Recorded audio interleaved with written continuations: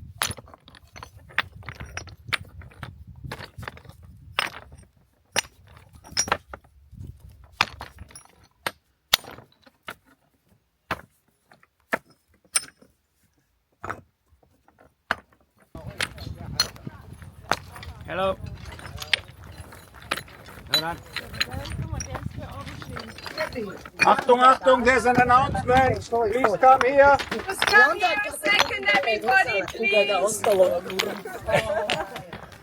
Svi, everybody, can you listen?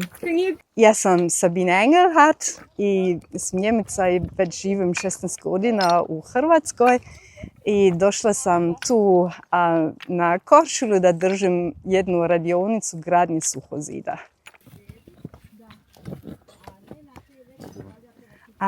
Ja sam ovdje kupila maslinike u Milni na Braču i kod mene su bili srušeni baš puno suhozida i ima tu u Hrvatskoj jednu udrugu koja se zove Dragodid i oni su vrlo aktivni, čuvaju kulturnu baštinu suhozida i od njih sam učila, s njima sam organizirala više radionice gradnje suhozida i kod mene ima toga vrlo puno jer kod mene je općina širila put i srušila cijelu dužinu puta ili zida uz put i toga smo sve obnovili. Imamo i kod mene unutra u zemlji svašta što smo obnavili i bilo je puno posla oko toga i mene je to najdraži posao graditi suhozid. Trenutno se nalazimo u predjelu koji se zove Zli stup. To je jedna visoravan kraj Vele Luke. Mislim da smo negdje samo 3-4 km od same Vele Luke. I kao što vidite, svugdje oko nas su meje, svugdje su suhozidi, ne samo na ovoj lokaciji, nego na cijelom otoku. Korčula ima jako puno suhozida i kažu da kad bi sve suhozide na Korčuli opasali oko zemlje, da bi mogli uistinu cijeli ekvator opasati kao jedan obruč, kao jedan prsten. Pa suhozidi su nastajali naravno iz potrebe. Niko baš nije mislim, niko ne bi se upustio takav jedan ogroman trud ako mu je život sasvim jednostavan. Tako. Danas turizam donosi novac na jedan drugačiji način, a ranije je od škrte zemlje trebalo odvajati kamen i tako su nastajale meje da bi se zapravo došlo do plodne zemlje. Meje i suhozidi su pomagali da ne dođe do erozije tla, da ta jednostavno zemlja koja ima puno manje nego kamena ne bude isprana kišama, da se ograde parcele i da se zna što je vaše, što je čije. Dakle, na taj način su se lakše regulirali i vlasnički odnosi. I vidite sami da one su dovoljno visoke u određenim područjima, da ako se sadi nekakva povrtna kultura, da je onda ona i zaštićena od vjetra i da to nekako zbilja je praktično, a i prekrasno. Svi mi koji imamo zemlju na otoku, ta zemlja je ograđena mejama. Dakle, suhozidima koje mi ovdje na Korčuli zovemo meje.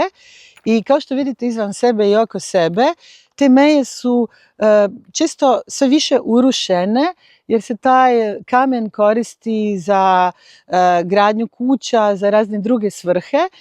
I na neki način se izgubila ta povezanost između nasljeđa, toga što te meje znače za nas. One jesu zaštićene, mi smo svjesni, mi ih volimo, mi smo odrasli s njima, ali malo tko od ljudi s otoka zna zapravo kako izgraditi ili popraviti te suhozide. I sve je to rezultat jednog velikog truda koji je naše nasljeđe, koji je naša veza sa prošlostu, sa tim što se uzgajalo ovdje na zemlji. A gospođo Fane, jesmo li u liniji mi Pa meni se čini... Ali tamo sa ovom drugom Da sam gledala ovo gore. Ili smo malo pretjerali unutra? A da se razmemo. Moje je do gore, od dole, od vinograda, ali od te 5. ograde za vrijeme agara su to uzeli. Ovo dole mi je garaža i dole to je Bratino. I s ove strane su 2 laza.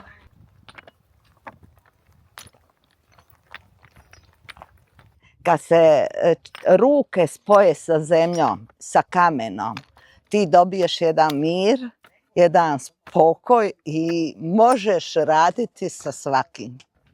Po struci sam farmaceut, 41 godina sam radila u ljekarni i kad sam krenula u penziju, zavolila sam ovu zemlju, što je moja djedovina, i pomalo se mučim sa ovim. Moja kćerka koja u Zagrebu živi je isto jako zainteresirana i ona je ugovorila ovaj rad. Kad je došla ideja da bude radiona, nakon pa dođite kod nas praviti meje ili ti suhozid. I tako smo danas se našli ovdje. Na moje veliko iznenađenje dosta ljudi, različite narodnosti, različitih profila, a svi zainteresirani za dodir sa zemljom i sa kamenom, što shvaćamo da nam je to potrebno u nekim godinama, u stvari cijeli život, jer najbolje se osjećaš kad imaš kontakt sa zemljom. Ko god ima djedovinu, ako nikad nije bio na zemlji, doći će trenutak kad će poželiti, kad će ga to razveseliti i da će mu jedan mir, jedno zadovoljstvo koje ne možeš dobiti, nijedne pare to ne mogu zamijeniti.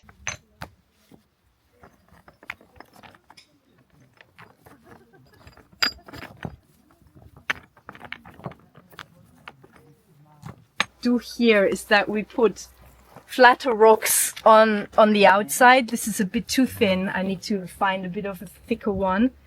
And, we're gonna budget somehow that we have, these here. Yeah, this is great. And then we put another rock over the top. Yeah, this is even better. It's a thicker one, a bit thicker. So that, over these 2 rocks at the end we have a, yeah. This is also a little bit too low. You can see there's still a fallout. So I would probably put one like this. I have to see that it's really solid. Ljudi koji su danas došli su dosta kao ja stranaca, možda neki sa potrijeklom iz Hrvatske koji su se vratili, a ovamo imam par lokalne ljudi koji su isto došli i mislim pretežno imaju oni tu zemljište i hoće učiti kako se to gradi, da mogu oni sami popraviti suhozide, jer vrlo je teško naći ljudi koji bi to danas radili i koji se plaće, mislim, nije više zanat koje puno ljudi znaju ili koje ljudi radi, koji su plaćeni za taj posao. Ja sam arhitektica i stolar i živjela sam dugo u Engleskoj. Bilo je vrijeme da idem na drugo mjesto negdje, ali tada sam već bila otišla iz Njemačke 10 godina prije, onda nije bilo ništa što mene prevuklo da se vratim u Njemačku. Baš jedan susjed mene zvao na kavu I njemu nije bilo to jasno šta tu jedna obrazovana žena kopa u polju i šta mi dovelo ovdje. Njemu je bilo vrlo čudno. I onda sam njemu malo objasnila i onda je bilo malo krivo da je trebao platiti za moju kavu, ali da je bio pametnije. Mislim, od susjede tada sam stvarno puno učila. Prije 15 godina su oko mene još bili ove stare poljoprivrednike i mislim, baš sam od njih puno mogla učiti. Sad je to već potpuno drukčije. Mislim što mene tada bilo vrlo drago da su mene gledali kao čovjek.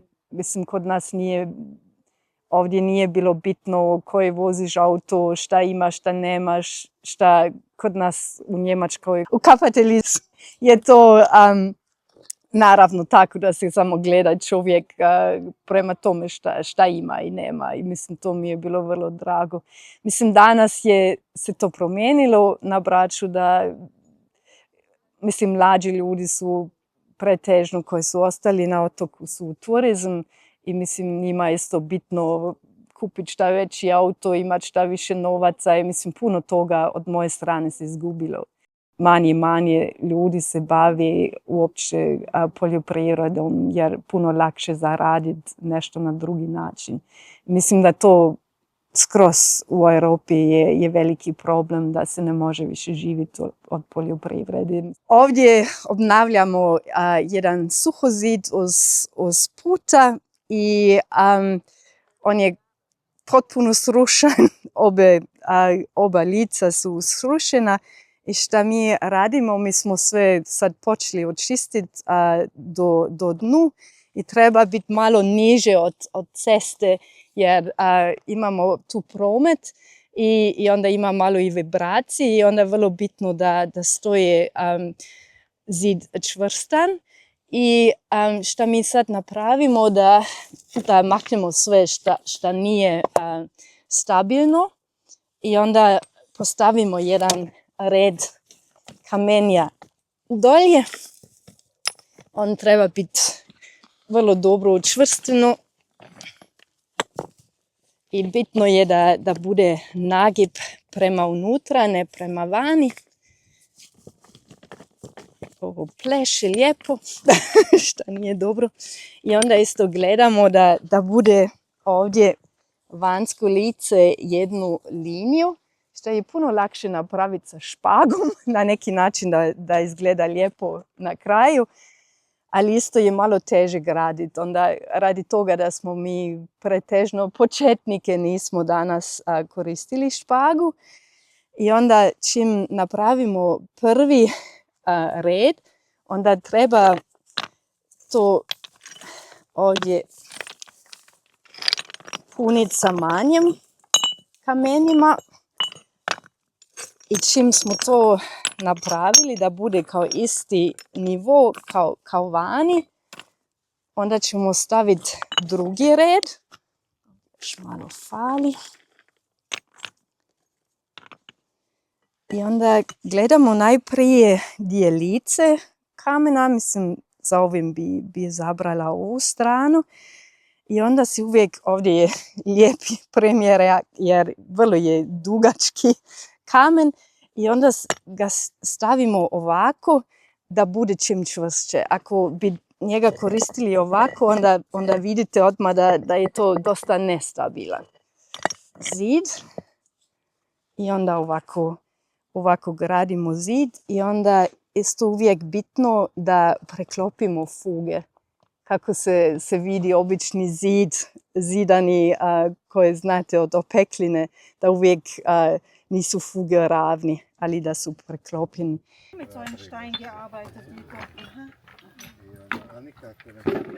Mislim, tajna je uvijek nagib prema unutra. Mislim da je to broj 1. No. Refreshments and snack. I know you are in the middle of your joy. Ide vrlo dobro, ljudi su vrlo motivirani i baš mi je drago njima pokazati kako se gradite zidove. Evo, ja sam s otoka iz mjesta koje se zove Račišće. I zapravo šta me inspiriralo? Inspirirala me neka tradicija, recimo i u moje obitelji, jer je moj pradide, pa valjda pola Račišća, oni zovu meje, mi ih zovemo gomile.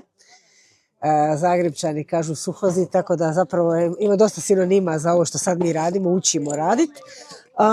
A zapravo da, puno naših starih pradida zapravo su bavili se ovime, jer konkretno vala iz koje ja jesam nije uopće imalo obradive zemlje, nego je većinom bio kamen. I zapravo su oni ne radi neke estetike prvenstveno, nego su vadili su kamen da bi mogli doći do zemlje, da bi tu onda mogli saditi lozu i masline kasnije. Uspjeli smo nešto sagraditi. Za prvi put mislim da nije loše, a otkrili smo i taktiku naše učiteljice koja nam je sve redom rušila, tako da morali smo iz početka par puta i sad mislim da je treća sreća da nam ovaj put da će nam i ostati zid kako smo ga i učinili.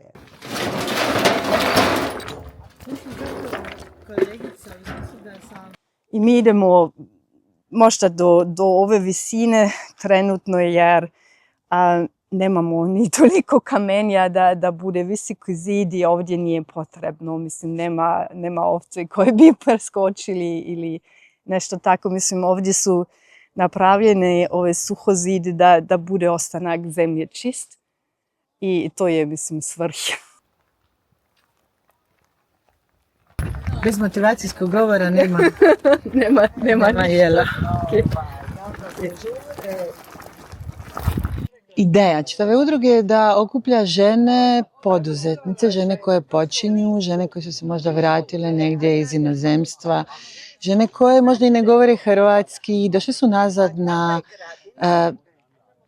otoke naše županije i počinju neke svoje nove poslove.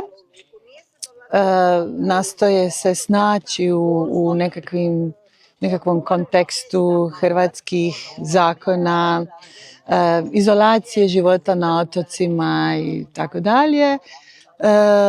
Mnogo od tih žena su i u sektoru poljoprivrede, dakle vratili su se na svoju zemlju, zanima ih što je to naše nasljeđe i naša baština.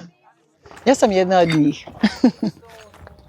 Ja sam živjela izvan Hrvatske negdje oko 25 godina, radeći za razne međunarodne organizacije i onda sam se prije 3 godine vratila na otok.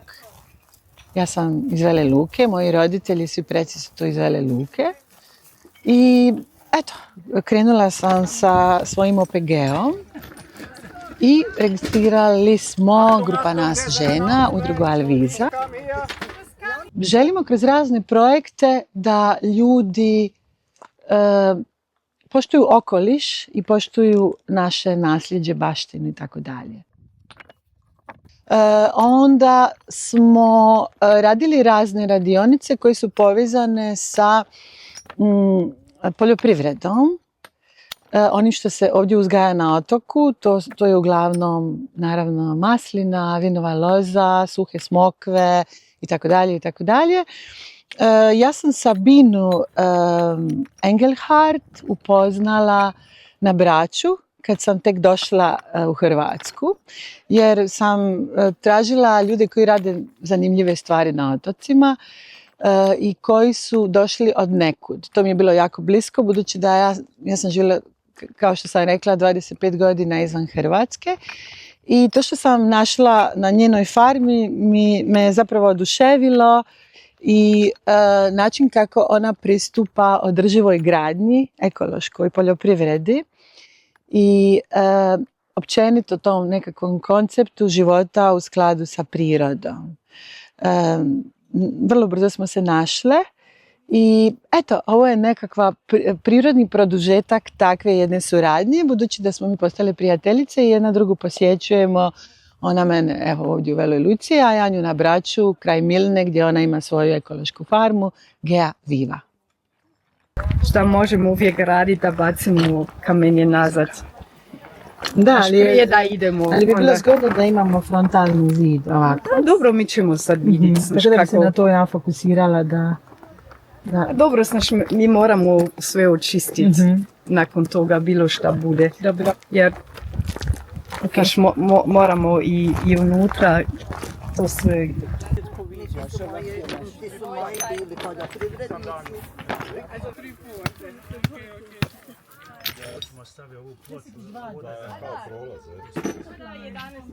Kad pogledam ovo što smo napravili, nisam se nadala da će ovo ovako izgledati. Mislila sam da će to nešto malo se premjestiti kamen, ali eto, dobili smo, ja mislim, prvorazredni suhozid. Da je možda živa moja mama i da vidi, bila bi jako ponosita, jer prije smo mi dolazili pješke sa tovarom ovdje i to su bile male uličice. Kako se razvijala Vela Luka, odašiljač se gore stavio, probila se ova cesta i normalno za taj rad su se stare meje srušile. Ali ja, kako sam radila, nismo poljoprivrednici, nismo imali snage ni volje to raditi jer smo smatrali da je to veliki posao. A ovako kad se složne ruke slože, onda se može napraviti. Ja sam ga isto gradila, ali onako po svojoj sluhu kako sam ja osjećala, ali sad sam ipak neke stvari naučila gdje sam griješila i nisam imala povjerenja tom suhozidu što sam ga ja napravila. To sam obično radila tamo oko kuće.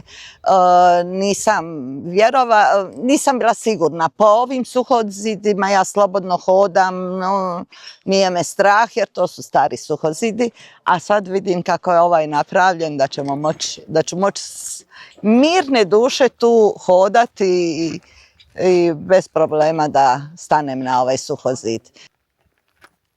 Ja ne moram ništa, ja sam svoje moram završila cijeli život, jel? I sada pogledam kakvo je vrijeme i samo uzmem ključ od auta i dođem, to je 2,5 km od moje kuće.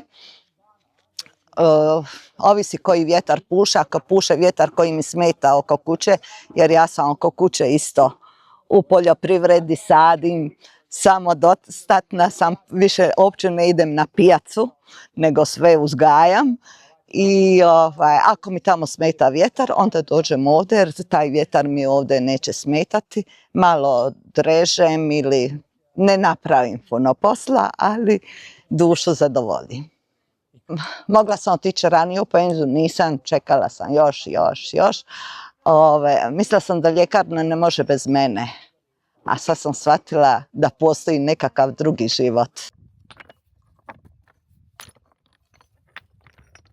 Mislim, meni je baš bilo divno kako su se ljudi trudili i da su, mislim, od moje strane puno naučili.